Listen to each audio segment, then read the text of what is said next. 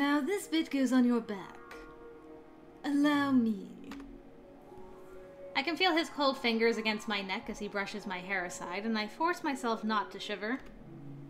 I am decked out like a jewelry display with wires and magnets and bits of electrical tape. It feels a bit ridiculous, but Linds attaches each piece with surgical concentration.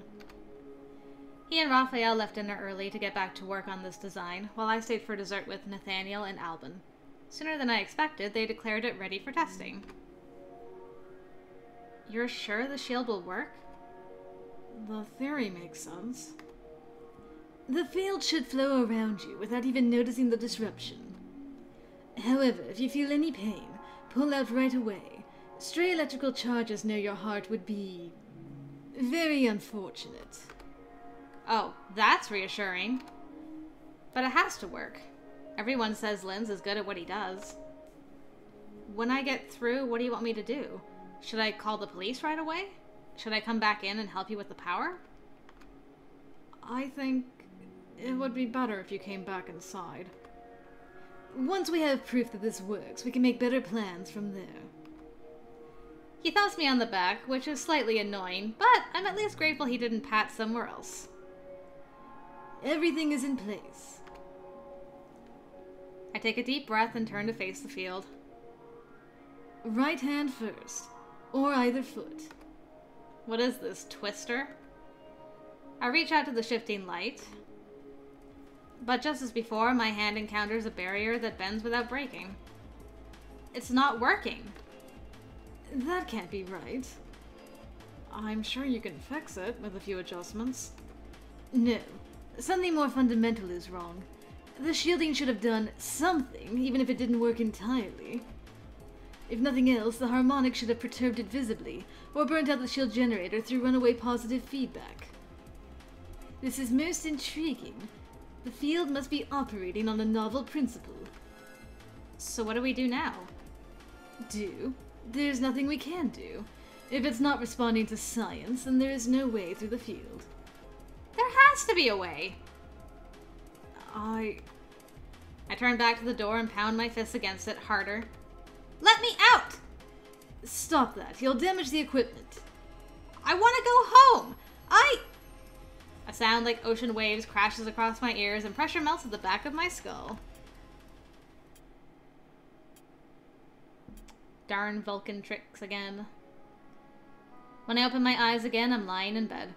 Everything is quiet and all the magnets are gone. How did I get here? It's true. I wonder who carried her up here. It would be nice to believe that this is Saturday morning and I'm waking up for the first time and this whole day has been nothing but a strange dream. But I know what I felt and what I've seen. If it wasn't real, then I'm crazy. And I can't believe that. So I have to believe that everything is as it seems. You're awake. Thank goodness. What happened? You, fainted. I have never fainted in my life. Well, you were sort of overexcited and screaming, and, Linds knocked you out. He punched me? No. It's a thing he can do with nerves. Well, it still gave me a headache. I wonder if he can teach me to do that. Anyway, if you're feeling okay, we're all meeting downstairs to talk about what to do next. I'm sorry about this. It's not your fault. I'm not actually certain how okay I'm feeling. I've never been unconscious before that I know of. Sleep isn't quite the same thing. I could probably use a hand. But I don't like looking weak in front of people, especially after I already got a little bit hysterical earlier. And I don't think we will, because I don't want Linds getting the wrong idea about us. You go ahead. I'll be right there. Okay. He leaves the room, granting me privacy. I stand up, feeling ever so slightly unsteady on my feet, but everything appears to be working. Better get moving, then. The boys, minus Bradley, are gathered in the main hall. Albin leans against a pillar, looking unconcerned. Nathaniel appears more agitated, pacing back and forth in a small space. As for Linds, he's looking up the stairs, at me. As I take a seat beside Raphael on the steps, he begins. As you all know, there are force fields around all the doors and windows, preventing anyone from leaving the house. There is also a force field preventing us from turning off the power manually. Nathaniel frowns at that. Get on with it. All is not lost. I have set up a process which will build up power until it finally burns itself out completely. How long will that take? Approximately 4 days. 4 days? Please, don't start screaming again. You can't expect me to stay here for 4 days. I'm afraid the decision is out of your hands. No one is getting in or out. What about food and water? And toilet paper? We'll take inventory of what we have on hand and plan accordingly. The water, at least, still seems to be coming through. Also, we should feed Bradley. Do we have to? We can't starve him for 4 days. We can't leave him locked in a room either. Everyone turns to stare at me. Think about it. He'd have to use the bathroom. Bad for the floors. So what would you propose we do with him? Me? I believe that's what I asked. Well, do you have a bedroom with an ensuite? Not that I'm willing to allow him into. What about the upstairs bathroom then? It's big enough. So you're not going to insist that we let him out? I don't know if he's crazy, or you are, or both, but he's the one who had the gun. Arguing to let him out wouldn't do any good. Bradley knows that. They're not going to trust him, and maybe they're right. But even if they're wrong and Bradley's right, arguing with them would just get me locked up too. Nathaniel claps his hands together lightly to draw our attention. I believe we have a plan. Linds, remove everything from the upstairs bathroom that we might need, or that might be dangerous. Albin, go around the house checking on anything that might be in limited supply, such as soap and toilet paper. Take a tally of what's available. Raphael, I need you in the kitchen. Work out what food we have and how best to make it last. Then find something to feed Bradley. When that's done, we can move him to the other room. What should I do? If you could, perhaps help Raphaela in the kitchen. Okay. I wonder what Nathaniel will be doing. Being in charge, I suppose. No one's complaining. We're all locked in here for 4 more days. We have to work together.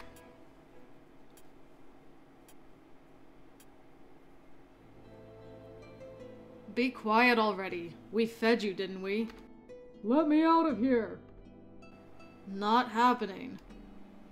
The boys had moved Bradley from bedroom to bathroom as planned, but he is not appreciating it. I've got to find out what's going on. May I tell him? Albin just shrugs at me. Do whatever you want. He walks off, leaving me alone with Bradley. Well, alone with the bathroom door. We tried Linds's idea with the shielding, but nothing happened. We can't get through the force fields and we can't turn them off. How do you know they're not lying to you about that? They don't know how to get out either. We're all working together, but we're going to be trapped here for 4 days.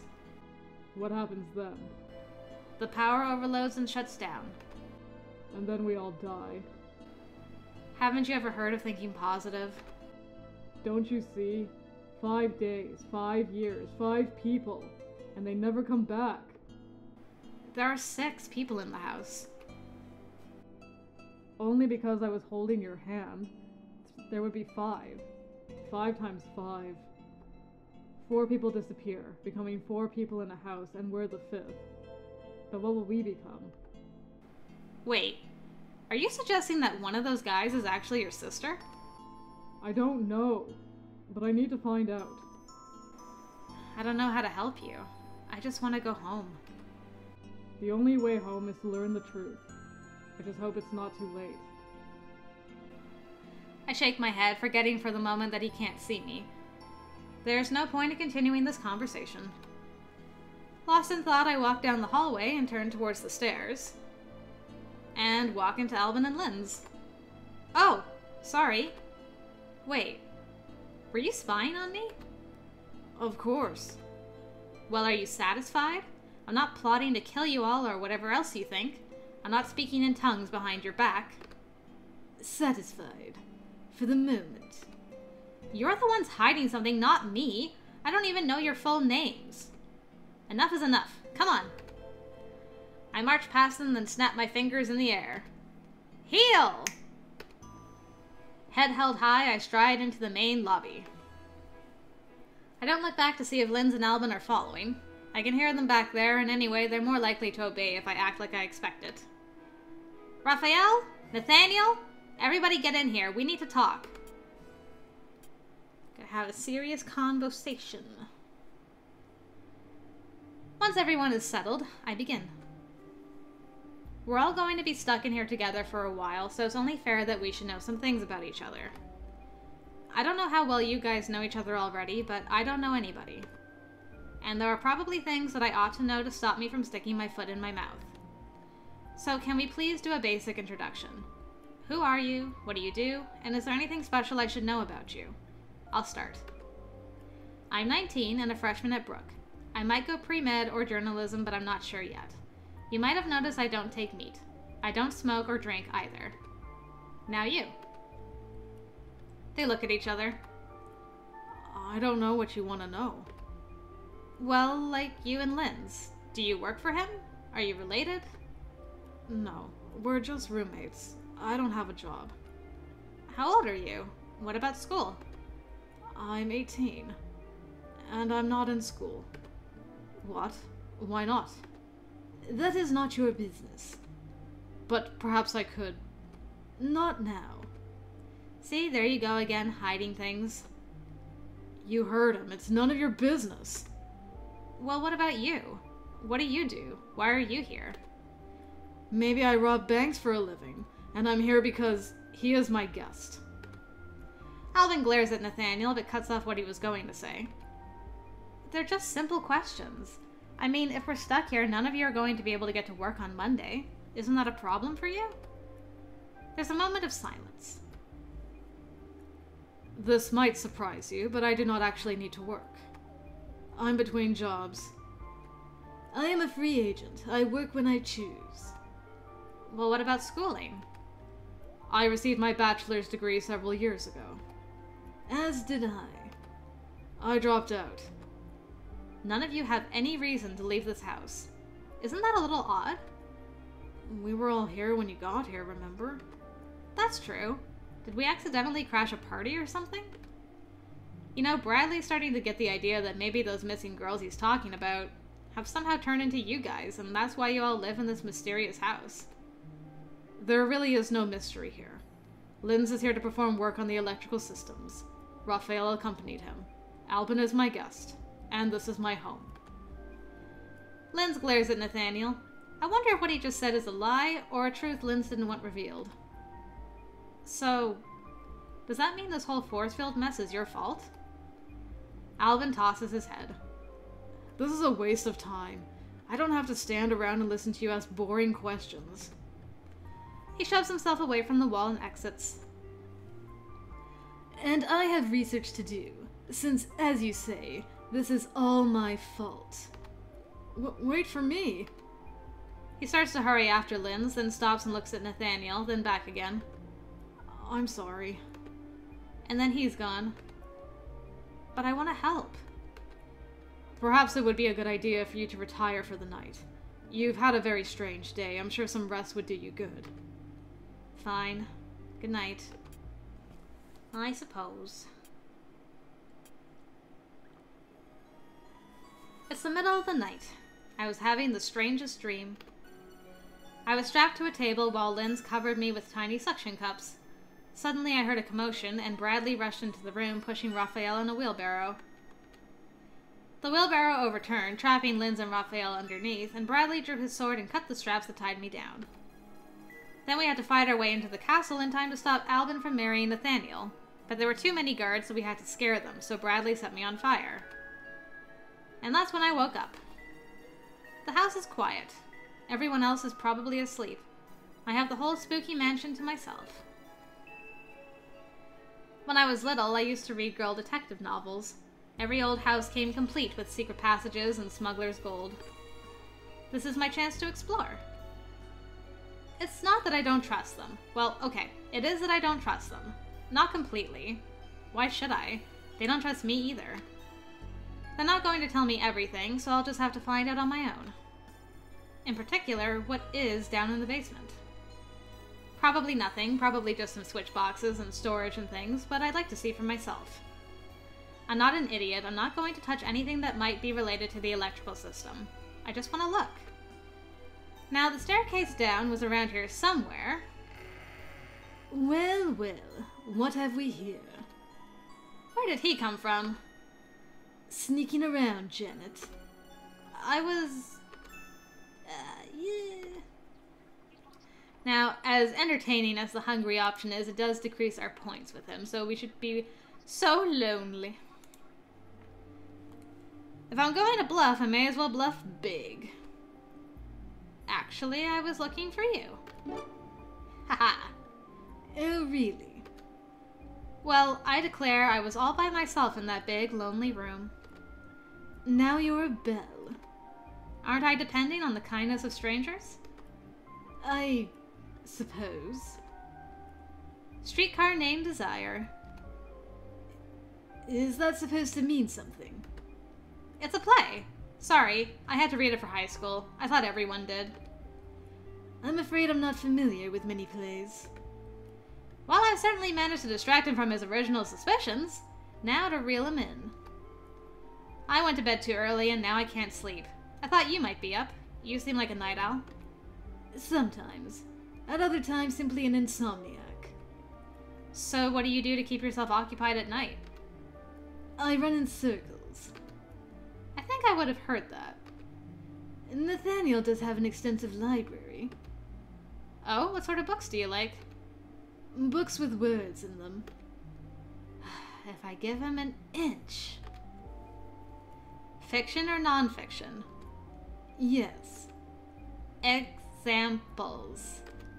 Most recently, a piece musing on the effects on human culture of encountering a non-sapient spacefaring species. Quite entertaining, though I don't think that the telepathic effects used in the story would work without artificial amplification. I don't really read much fantasy or sci-fi. When I read fiction, I prefer mysteries and historical romance. Romance? There's nothing wrong with a good romance. Bad romances are terrible, but any kind of book can be bad. A good historical romance tells you about life in a different time and place, with all the interesting details and theories that the author can dig up. Which gives me starting points to research for myself. Ah, so you enjoy a detailed setting with intrigue and romance. I may have some suggestions. Follow me. He leads me into the library and turns on the lights, then moves along the shelves until he finds the volume he was looking for. Outside the labyrinth. This may keep you entertained until you are ready for bed. Actually, I think I'll just go back up to my room to read. Clearly, there's no point in trying to explore the basement now. But thank you for the book. The pleasure is all mine. I nod farewell and leave him behind. He's clearly an intelligent man. We might make good friends, or something more, if he would only stop needling me. I have to be on my guard with him all the time. I suppose I may as well take a look at this book Linds suggested. A colony on a Mediterranean island in the 1800s. And a secret society? This could be good. Oh my. I've never heard of anyone doing that with a necklace. Surely no one would put such a thing inside a sofa. I think I had better stop reading this book before it gives me dreams that are even stranger than the one I already had. But if Linds thought I would be shocked, he's got another thing coming. I've read steamier love scenes before. I'm not afraid of words on a page. I've read all sorts of things. It's reality that I have no experience of. I should try to get back to sleep. And drink some water. Yes, hello. The next morning, I'm awakened by a gentle knock at the door. Janet, are you awake? I quickly run my fingers through my hair and try to arrange myself. Come in. Since it's not possible to go out at the moment, I've made the sitting room available this morning for quiet prayer if you wish. Oh, no, I'm not religious. And I've had more than enough of faking my way through practices I don't believe in with my high school's daily chapel services. I grew up caught between the rituals of my school and the remnants of my grandparents' religion, and never feeling that I quite understood either of them. I don't have any shrines or statues in my dorm room, and I certainly don't go to church. Religion isn't part of my life now. Of course, Vanessa's Christian, and she never goes to church either. I'm not sure very many people do if they're not obligated by schools or families. Well then, we'll see you for breakfast when you're ready. He leaves me to finish my morning preparations. When I come downstairs, Nathaniel and Linds are waiting for me. What did you and Raphael work out about the food arrangements? Is Raphael not here? There should be enough to go around as long as we don't waste anything. Your kitchen was pretty well stocked. There are some fresh strawberries that need to be eaten today. All the meat is frozen, so it's vegetables, bread, and milk that will go off fastest. After that, just make sure that when you cook things, you eat the leftovers quickly. Since it appears to be serve yourself this morning, I head into the kitchen to get some fruit and plain cereal. Nathaniel follows and does the same, although he picks a cereal with nuts in it.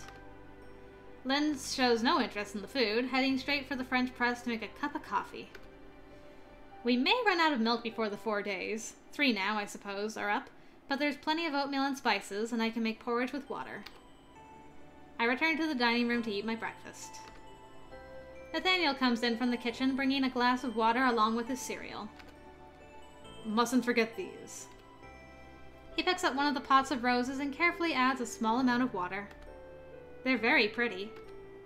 And helpless. But as long as we are here to care for them, they will bloom for us. He finishes watering the roses and settles in with his cereal. A minute or two later, Albin turns up. I thought you were... Nah, it's not the same. Anyway, it's not my fault I'm stuck in here. Coffee's in the pot. Thanks. He heads off to the kitchen. Addicts. No coffee for you, then? Only when I need to stay up late typing or something. By the way, is there somewhere I can get on the internet from here? I know the phones are down, but it might still work. The what? The internet. To send an email? I don't understand. I guess he's not much for computers. I shrug and turn to Linds. Does your connection work? Can I borrow it? What sort of connection? To connect your computer to the network. Which network? The internet! Which internet? Stop playing dumb. If you don't want me using your computer, just say so. Do you know what she's talking about? I'm not sure. How can they possibly not know what the internet is? Something's not right here. The internet. The World Wide Web. The information superhighway and Al Gore's stupid campaign speeches. Who? For a moment, I'm lost for words. This isn't possible. Albin re-enters, carrying a mug and some toast. Morning. Who's the president? What? The president of what? The president of the United States. The United Arab States? I'm not certain. I've never been there. Who rules this country? Queen Charlotte, nominally. Ferrara's prime minister, though. I just stare. What's with her? This is the United States of America. We have a president, not a queen. No country has a Queen Charlotte, and everyone knows what the internet is. She's as crazy as Bradley. I am not crazy. I fetch my purse and dig out what money I had with me. Just a few bills and coins, but they're enough to show the logos and famous figures of the USA. Where did these come from? Plenty of board games print funny money. Not coins. Linds picks up a nickel and eyes it curiously. And these dates are accurate. Why wouldn't they be? They're in the future. She's supposed to be a time traveler now? Not exactly. Some of these years are real. What year is it for you? 1984. Over 20 years in the past. Where do you come from? I come from here. I went to high school at St. Teresa's and then to Brook College, and then I went on a drive with Bradley, and...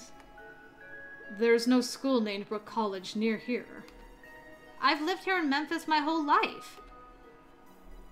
Memphis was a city in ancient Egypt.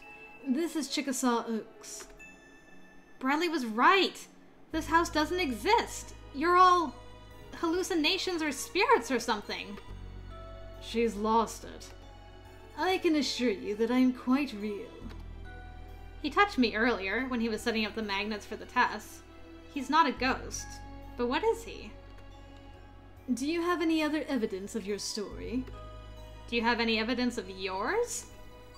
I believe I asked you first. I shake out my purse onto the table, revealing a book published in the USA, 1991, a pen, a hairbrush, a keyring, my wallet with up-to-date bank card, student ID, and state non-driver's ID, a packet of tissues, a squish pack of vending machine crackers, and, of course, my cell phone. I hand over the evidence along with my explanations. After I turn on the cell phone, Linds takes it from my hand and stares in fascination. What's so exciting about no signal? Full color and such high resolution in something so small. You really are living in the past. It's just a toy. I'm sure we could produce a toy like this with dedicated factories, but the cost would be far too much for a prank, even for someone like Nathaniel. Do you truly come from our future, Janet? There wasn't a Queen Charlotte in the 80s either. There hasn't been a king or queen here for over 200 years. A parallel universe. Fascinating. That's impossible. Not impossible, just very, very improbable. Perhaps you judge Bradley's motives too quickly. I never denied having a colossal ego. Bradley! We have to let him out and find out what he knows. He's been researching this. He attacked us. He was scared and confused. He won't do it again. So, you're on his side after all. I'm on my side. Something very strange is going on. We should share what knowledge we have. Well, I won't be a part of it. Come on, Linds. If they're letting him out, we'd better make sure that the lab is secure.